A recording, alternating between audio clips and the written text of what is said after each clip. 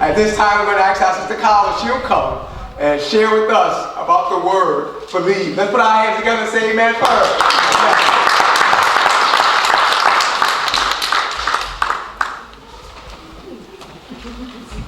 Good morning, Happy New Year, praise the Lord.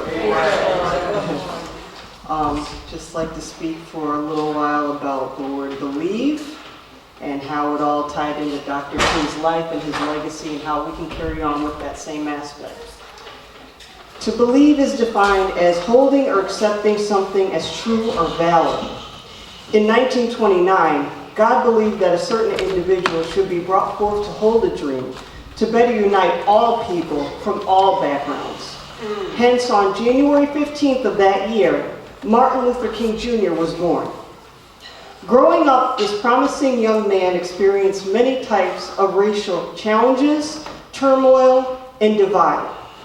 With everything from attending school specifically held for African Americans in racially segregated Georgia, and losing a close Caucasian friend because of it all, to witnessing his father be brutally harassed by a Caucasian police officer, thus developing depression and a deep hatred towards the opposing race.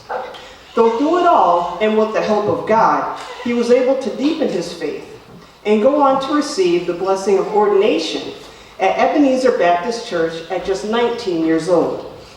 Given his ordination, theological achievements through the church, and the prominence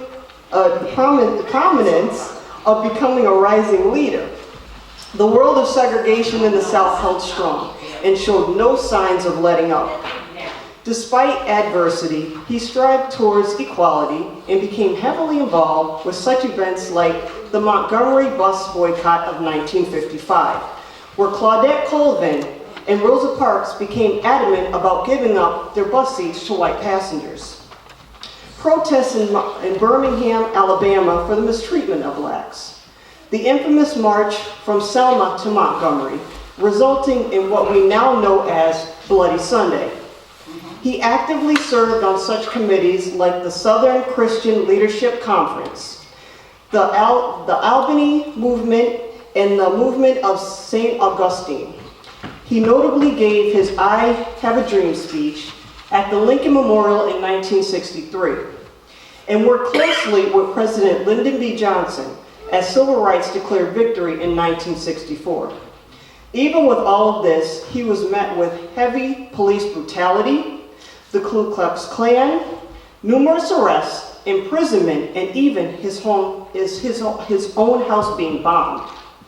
Amidst all of the violent chaos, Dr. King pressed on with perseverance and envisioned that equality wasn't nearly as far away as we may think. He continued to fight every day through hard work, compassion, and dignity, until his life tragically ended in 1968. Happily and thankfully, his dream did not stop there, for it continues to live on to this very day.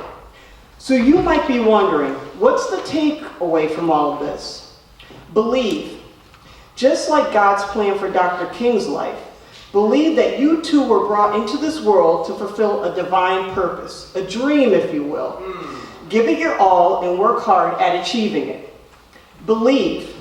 Believe that your dream, purpose, and goals in life will undoubtedly be met with trials and challenges.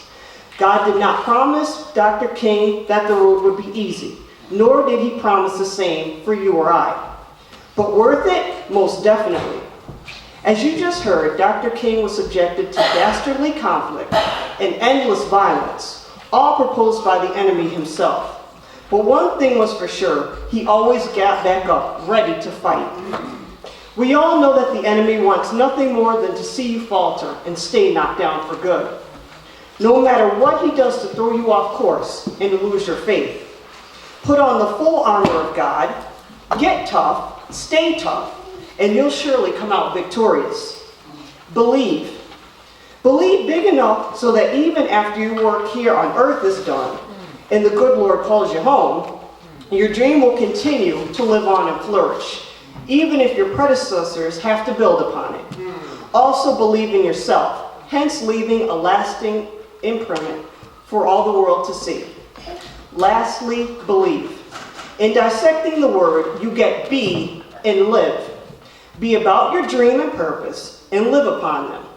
There is that old familiar verse in the Bible, John 3:16 to be exact. It says, God so loved the world that he gave his only begotten Son, that whoever believes in him shall not perish but have everlasting life.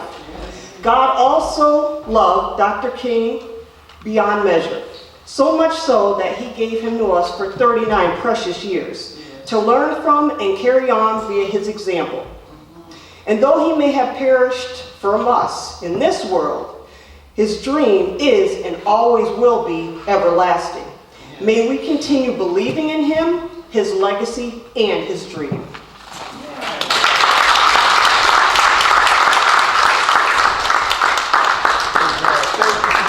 Let's put our hands together once again.